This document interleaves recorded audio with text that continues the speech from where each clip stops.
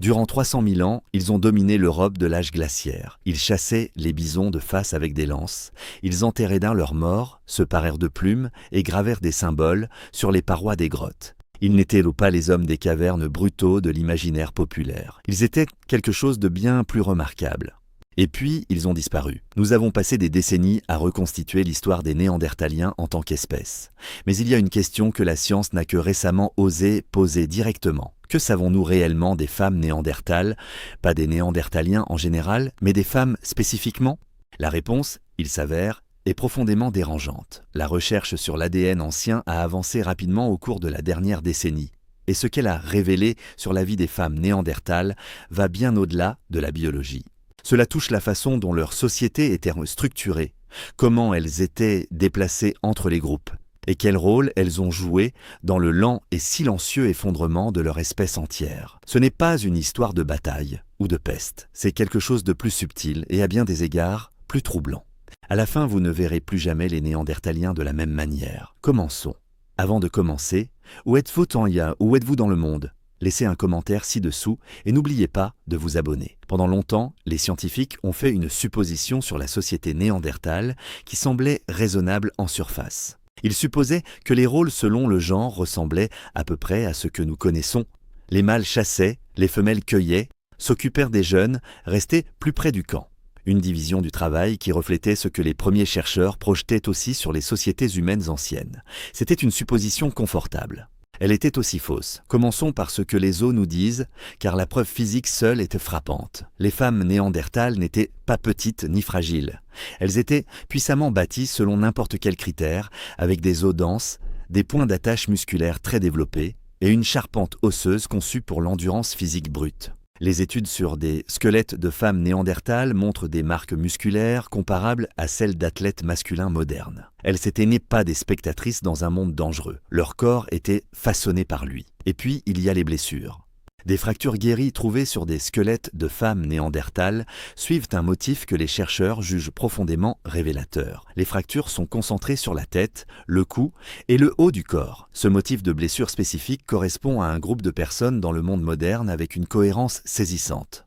Les cow-boys de rodéo, des gens qui gagnent leur vie en s'approchant dangereusement de grands animaux imprévisibles. L'implication est difficile à ignorer. Les femmes néandertales n'attendaient pas au camp. Elles étaient dans la chasse. Cela remet déjà en question tout ce que l'image populaire de la vie néandertale suggérait. Mais la preuve physique ne va que jusqu'à un certain point. Les os peuvent tout renseigner sur les corps. Ils peuvent suggérer des comportements. Ce qu'ils ne peuvent pas faire, c'est nous dire qui étaient ces femmes les unes par rapport aux autres, d'où elles venaient, ou comment la société néandertale s'organisait réellement autour d'elles. Cela exigeait quelque chose que les os seuls ne pouvaient jamais fournir. Cela exigeait leur ADN. Et quand les scientifiques l'ont enfin obtenu, l'image qui a émergé n'était pas ce que personne avait préparé. Au plus profond des monts Altaï en Sibérie, il y a une grotte qui est restée tranquillement au centre de l'une des plus importantes découvertes de l'histoire de la recherche sur les origines humaines. Elle s'appelle la grotte de Tchagir. Ce qui en est sorti il y a quelques années a fondamentalement changé ce que nous pensions savoir sur la façon dont vivaient les Néandertaliens. Des fouilles à Tchagir sont en cours depuis des années. Mais c'est l'échelle et la qualité de ce que les chercheurs y ont trouvé, qui ont rendu le site extraordinaire. Les scientifiques ont récupéré les restes d'au moins 13 Néandertaliens individuels. Ce nombre seul est remarquable, mais ce qui l'a rendu véritablement sans précédent, c'est la période. L'analyse des restes suggérait que ces individus ne s'étaient pas accumulés dans la grotte sur des milliers d'années, comme c'est typique dans la plupart des sites fossiles, mais qu'ils avaient vécu dans la même fenêtre étroite de temps, peut-être la même génération, peut-être des gens qui s'étaient reconnus. Pour la première fois, les scientifiques ne regardaient pas des fragments dispersés d'une espèce étalée sur des millénaires. Ils regardaient quelque chose qui ressemblait à une véritable communauté. De l'ADN ancien a été extrait de plusieurs individus sur le site, dont plusieurs femelles.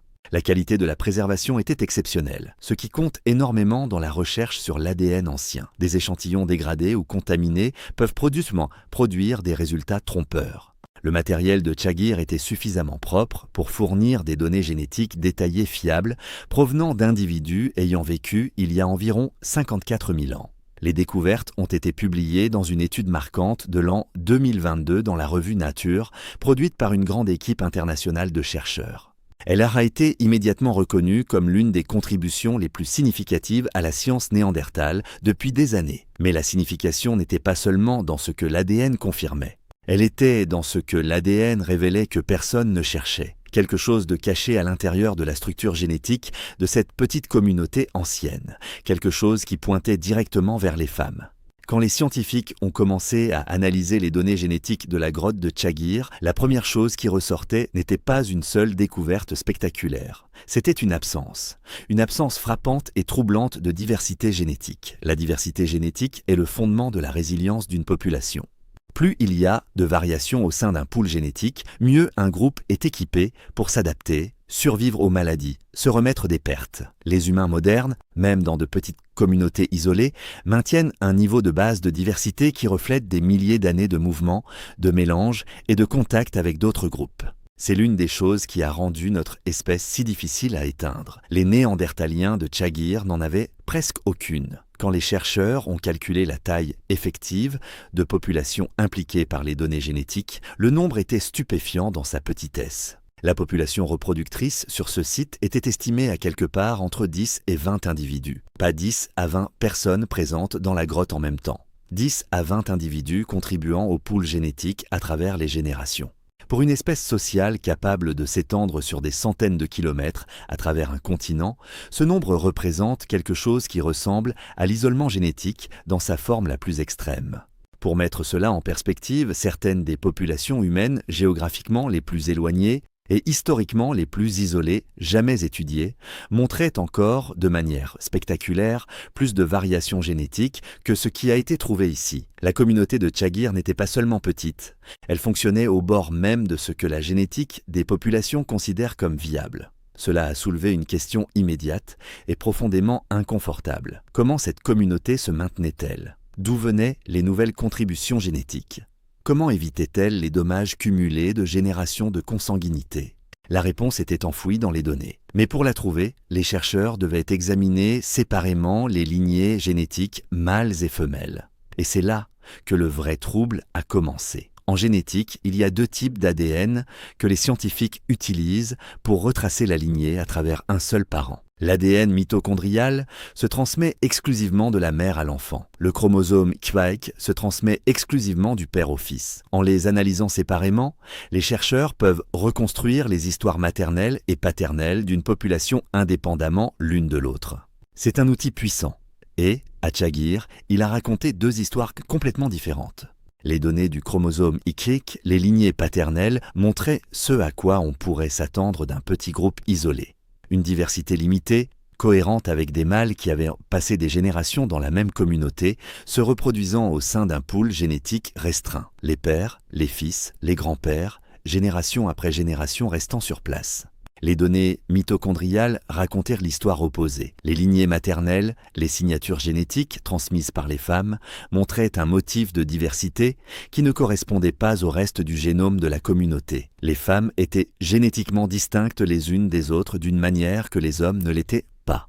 Ce n'est pas ce à quoi on s'attendrait si les femmes étaient nées dans le même groupe que les hommes. C'est exactement ce à quoi on s'attendrait si les femmes étaient venues d'ailleurs. La conclusion que les chercheurs ont tirée était nette. Les femelles de la communauté de Tchagir n'étaient pas locales. Elles n'avaient pas grandi là.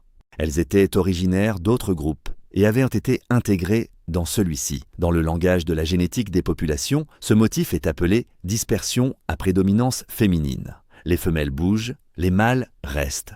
Un individu en particulier a souligné ce point avec force. Une femelle dont l'ADN mitochondrial traçait son ascendance maternelle non pas en Sibérie, mais jusqu'à une population de la région du Caucase, à des milliers de kilomètres. Elle était loin d'où sa lignée maternelle avait commencé. Les femmes avaient été déplacées. Et ce simple fait ouvre une porte sur quelque chose de profondément troublant, sur la façon dont la société néandertale fonctionnait réellement. La dispersion à prédominance féminine n'est pas unique aux Néandertaliens. Elle existe dans certaines sociétés humaines modernes. Elle existe chez les chimpanzés. Dans certaines espèces, elle sert un objectif évolutif clair, celui de réduire la consanguinité au sein de petits groupes en garantissant qu'au moins un sexe introduit du nouveau matériel génétique de l'extérieur. En tant que mécanisme biologique, C'est logique, presque élégant. Mais la logique et l'élégance dépendent entièrement du contexte. Et le contexte ici est ce qui rend cette découverte si profondément troublante. Dans la plupart des espèces où la dispersion féminine se produit, les distances impliquées sont relativement modestes. Des groupes voisins, des territoires adjacents, une jeune femelle se déplace vers une communauté proche, rejoint un nouveau groupe et continue sa vie dans un monde qui est largement familier. La perturbation sociale est réelle mais limitée. Ce n'est pas ce que les données de Tchagir suggèrent qu'il se passait avec les femmes néandertales. Avec des tailles de population effectives aussi basses que 10 à 20 individus, les groupes néandertals voisins n'étaient pas proches. Ils ne pouvaient pas se le permettre. Trop de proximité entre des groupes de cette taille, en compétition pour les mêmes ressources rares à travers un paysage brutal de l'âge glaciaire, aurait été insoutenable. Les distances entre communautés néandertales viables étaient presque certainement énormes, des centaines de kilomètres dans certains cas. La femelle du Caucase n'est pas une donnée aberrante destinée à être écartée. Elle est une donnée pointant vers un motif. Ces femmes ne se déplaceront pas vers la vallée suivante. Elles étaient intégrées dans des communautés qui leur étaient effectivement étrangères, dans des paysages éloignés de tout ce qui était familier, séparées de leur groupe de naissance par des distances qui, dans ce monde, étaient essentiellement permanentes. Il n'y a aucun moyen de savoir si ce mouvement était choisi ou contraint. L'ADN ne peut pas nous le dire, mais il peut nous dire que pour les femmes néandertales, le déplacement n'était pas une exception. C'était l'architecture de leur monde social, et ce monde était sur le point d'entrer en collision avec le nôtre. Nous savons depuis plus d'une décennie que les humains modernes portent de l'ADN néandertal. La cartographie du génome néandertal de l'an 2010 l'a confirmé. Environ 1,9 à 2,1% du génome de chaque personne non africaine vivante aujourd'hui remonte à des ancêtres néandertaliens. C'est l'une des plus profondes découvertes de l'histoire de la génétique. Nous ne les avons pas simplement remplacés. À un moment donné, notre espèce et la leur ont fusionné, si brièvement, si partiellement que ce soit. Mais la nature de cet héritage est révélatrice. Bien que nous portions des segments de leur ADN nucléaire, leur lignée mitochondriale spécifique et leurs chromosomes X ont disparu du registre humain. Ils ont été filtrés sur des dizaines de milliers d'années, ne laissant qu'un héritage fragmentaire dispersé de leur existence. Ce métissage n'était pas une simple fusion d'égos, mais une absorption génétique complexe. Pourtant, il est probable que les femmes néandertales aient été le pont principal entre nos espèces. Elles étaient déjà les membres de leur espèce les plus habitués à franchir la frontière vers des groupes inconnus. Elles étaient celles qui bougeaient, qui s'intégraient et qui s'adaptaient à de nouvelles communautés comme question de survie. Quand les humains modernes sont arrivés dans les territoires que les Néandertaliens occupaient depuis des centaines de millénaires, les femmes de cette espèce étaient, selon la logique interne de leur propre structure sociale, le point de contact le plus probable. À quoi ressemblait ce contact? L'ADN ne peut pas le dire. S'agissait-il d'une coexistence pacifique, d'une intégration progressive ou de quelque chose de bien plus sombre? Nous ne le savons pas, mais nous connaissons le résultat. Des fragments de leur code ont contribué à notre survie, et leur propre espèce n'a pas survécu. Avec des groupes déjà vacillants à 10 ou 20 individus, perdre ne serait-ce qu'un petit nombre de femelles reproductrices au profit de groupes extérieurs ou de la marée humaine n'était pas simplement une perte, c'était potentiellement la fin d'une lignée entière. Mettez tout cela ensemble et une seule image émerge. Pas l'image spectaculaire qu'un siècle d'imagination populaire préférait, celle d'humains modernes balayant l'Europe et submergeant une espèce inférieure en conflit ouvert. Quelque chose de plus silencieux. Quelque chose qui, à bien des égards, est plus difficile à supporter. L'extinction des Néandertaliens n'était pas un événement. C'était un processus, un lent effondrement démographique qui était déjà en cours bien avant que les dernières populations ne disparaissent de Gibraltar, il y a environ 40 000 ans. Et les mathématiques de cet effondrement sont brutalement simples. De petits groupes isolés les uns des autres à travers de vastes paysages gelés. Des femelles dispersées vers l'extérieur, loin de leur communauté de naissance, dans des groupes d'étrangers. Une diversité génétique oscillant au bord de la viabilité. Et puis, il y a 39 000 ans, l'éruption de l'Ignimbrite campanienne, le plus grand événement volcanique en Europe depuis 200 000 ans. Les cendres se sont répandues sur 3 continents. Un hiver volcanique descendant sur les territoires exacts où les dernières populations significatives de Néandertaliens étaient concentrées. L'éruption n'avait pas besoin de tuer directement chaque Néandertal. Elle n'avait pas besoin de le faire. Quand toute votre population régionale se compose de groupes dispersés de 10 à 20 individus déjà génétiquement compromis, perdant déjà des femelles reproductrices par dispersion et par contact avec des groupes humains modernes, un hiver volcanique n'a pas besoin d'être de niveau extinction. Il n'a besoin que de pousser l'aiguille un peu plus loin dans une direction où elle allait déjà. La perte d'une poignée de femmes d'un groupe de cette taille n'est pas une tragédie dont on peut se remettre. C'est une terminaison mathématique. Ce qu'il y a de plus troublant dans cette histoire n'est pas la violence de la faim. Il n'y a pas eu de grande violence. C'est l'invisibilité de celle-ci. Pas de moment catastrophique unique, juste l'arithmétique silencieuse de trop peu de personnes, trop éloignées les unes des autres, trop génétiquement isolées pour absorber la moindre perte supplémentaire. Ils ne sont pas tombés, ils ont simplement manqué de marge. Imaginez-les une dernière fois. De petits groupes dispersés sur un continent gelé. Des femmes loin de l'endroit où elles étaient nées, intégrées dans des communautés d'étrangers, élevant des enfants dans un monde qui devenait de plus en plus froid, sombre et silencieuse à chaque génération. Elles n'avaient aucun moyen de savoir qu'elles étaient les dernières. L'ADN ancien nous a donné quelque chose d'extraordinaire.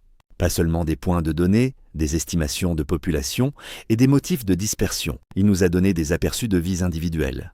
Une femme dont la lignée maternelle remonte au Caucase. Elle a été trouvée à des milliers de kilomètres dans une grotte sibérienne. Elle était réelle. Elle a fait ce voyage, où ses ancêtres l'ont fait, et elle est morte parmi des gens qui n'étaient pas les siens. Ce n'est pas une statistique, c'est une vie. L'héritage néandertal n'a pas complètement disparu. Il vit en nous, littéralement tissé dans le génome de chaque personne non africaine sur Terre. Une partie de cet héritage a été portée par ces femmes à travers des distances impossibles, au cours de rencontres que nous ne comprendrons jamais pleinement. Ce que l'ADN a révélé sur les femmes néandertales est troublant précisément parce que c'est tellement humain. Le déplacement, l'isolement, la survie aux limites de ce qui est supportable.